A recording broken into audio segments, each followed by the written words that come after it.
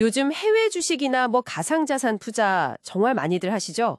네, 혹시 매년 6월만 되면 그 해외 금융계좌 신고 이것 때문에 나도 모르게 법 어기는 거 아닌가 하고 좀 찜찜했던 적 없으신가요? 오늘 저희가 같이 볼 자료가 바로 이 해외 금융계좌 신고, 투자자라면 꼭 알아야 할 내용입니다. 특히 마감일이 진짜 코앞이니까요. 혹시 당신에게 해당되는 건 아닌지 한번 잘 들어봐 주세요. 누가 뭘 언제까지 신고해야 하는지, 또 만약에 놓치면 어떻게 되는지 그 핵심만 빠르게 짚어보겠습니다. 자, 그럼 바로 시작해볼까요? 우선 이 제도, 이게 대체 왜 있는 건가요? 왜 해야 하죠? 네, 이게 뭐냐면요. 해외에 가지고 계신 금융자산을 우리 국세청에 수수로 알리는 제도예요. 핵심 목적은 크게 두 가지인데요. 하나는 해외에 자산 숨겨서 세금 안 내는 거. 요걸 이제 역외 탈세라고 하죠. 네. 그걸 막고요. 또 하나는 뭐 불법 자금 같은 게 해외로 나가거나 뭐 자금 세탁 이런 걸 방지하려는 거죠. 국제적인 노력의 일환이라고 보시면 됩니다. 국제조세 조정에 관한 법률, 여기에 근거하고 있고요. 그리고 특히 중요한 게 2023년부터는 가상자산 계좌도 포함됐어요. 가상자산요? 네. 작년에 혹시 해외 거래소에 코인 같은 거 가지고 계셨다면 이거 진짜 신경 쓰셔야 합니다. 와, 가상자산까지요? 생각보다 범위가 꽤 넓네요? 그럼 해외에 계좌가 있으면 그냥 무조건 다 신고해야 하는 건가요? 대상자가 누구죠? 아니요, 그건 아니고요. 기본적으로는 대한민국 거주자나 내국 법인이 대상입니다.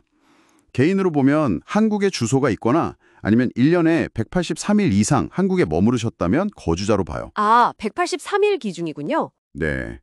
그래서 해외에 오래 계셨더라도 세법상으로는 거주자일 수 있거든요. 그러면 신고 의무가 생길 수 있으니 이 점은 좀 유의하셔야 하고요. 물론 이분들 중에서도 특정 금액 기준을 넘어야 신고 대상이 되는 겁니다. 이건 곧 말씀드릴게요. 네네. 거주자 요건도 따져봐야 하고, 그럼 어떤 종류의 계좌들을 신고해야 할까요? 그냥 은행 예금만 생각하면 안 되겠네요. 맞습니다. 은행 예금, 적금은 뭐 기본이고요. 해외 증권사 통해서 투자하시는 주식, 펀드, 채권, 뭐 이런 것들. 파생상품 계좌도 해당되고요. 심지어 일부 보험상품 계좌까지 들어갑니다. 보험까지요? 네. 저축성이나 투자성 보험 같은 거요. 그리고 아까 강조했던 거, 해외 거래소의 가상자산 계좌, 이것도 포함이죠. 사실상 해외에 있는 금융회사랑 거래하려고 만든 계좌는 거의 다 해당될 수 있다고 보시면 좀 이해가 쉬우실 거예요. 이야, 정말 다양하네요. 자, 그럼 제일 궁금한 거. 역시 돈 문제죠. 얼마 이상 가지고 있어야 신고 대상인가요? 이게 제일 중요할 텐데요. 네, 이게 가장 중요한 부분이죠. 기준은 이렇습니다. 작년, 그러니까 2024년이요. 2024년 한 해 동안 매월 말일 기준으로요. 가지고 계신 모든 해외 금융계좌 잔액을 다 합쳐보는 거예요.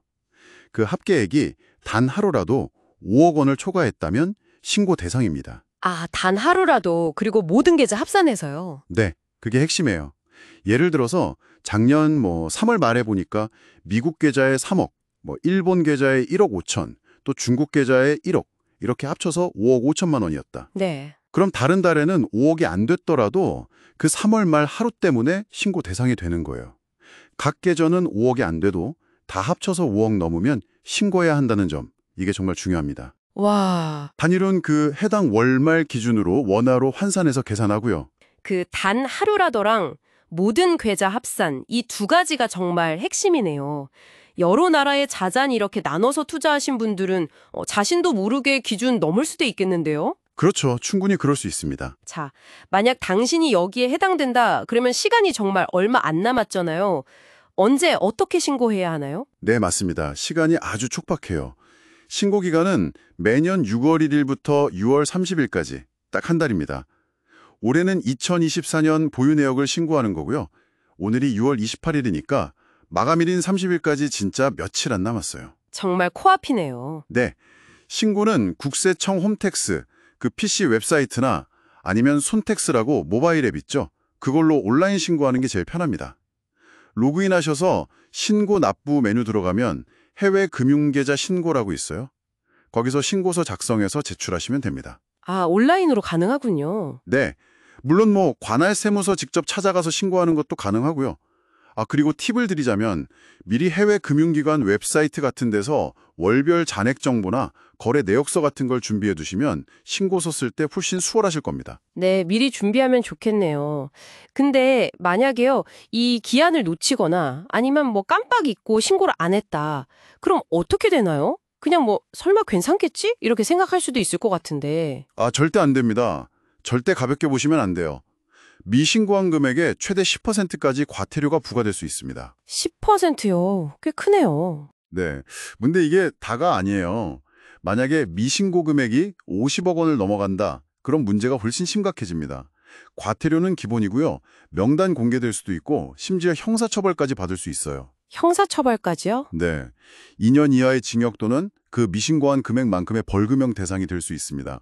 이게 그냥 단순한 행정 제재 수준이 아닌 거죠. 와, 처벌 수위가 정말 높네요. 절대 놓치면 안 되겠어요. 자, 오늘 저희가 나뉜 이 이야기들, 이게 당신에게 어떤 의미일까요? 만약 해외 주식이나 펀드 아니면 가상자산 같은 데 투자하고 계시다면 지금 바로 작년 월별 최고 잔액 합계가 5억 원을 넘었는지 한번 확인해 보셔야 합니다. 6월 30일 마감까지 시간이 정말 얼마 남지 않았습니다. 네, 핵심만 다시 한번 정리해 드릴게요. 작년 2024년 월말 기준 최고 잔액 합계가 5억 원 초과했다. 그럼 신고 의무 발생입니다. 가상자산 포함이고요. 신고 기간은 매년 6월 1일부터 30일까지. 만약 놓치면 과태료는 물론이고 형사처벌 가능성까지 있다는 점. 이 점들은 꼭 기억하셔야 합니다. 네, 꼭 기억해야겠네요. 마지막으로 이런 질문을 한번 던져봅니다. 단순히 세금 신고 의무를 지킨다는 걸 넘어서요. 이런 국제적인 금융규제의 흐름을 이해하는 것이 당신의 글로벌 자산 포트폴리오를 관리하거나 혹은 디지털 자산 투자 전략을 짜는 데 있어서 어떤 좀 새로운 시각, 새로운 통찰력을 줄 수 있을까요? 한 번쯤 생각해 보시면 좋을 것 같습니다.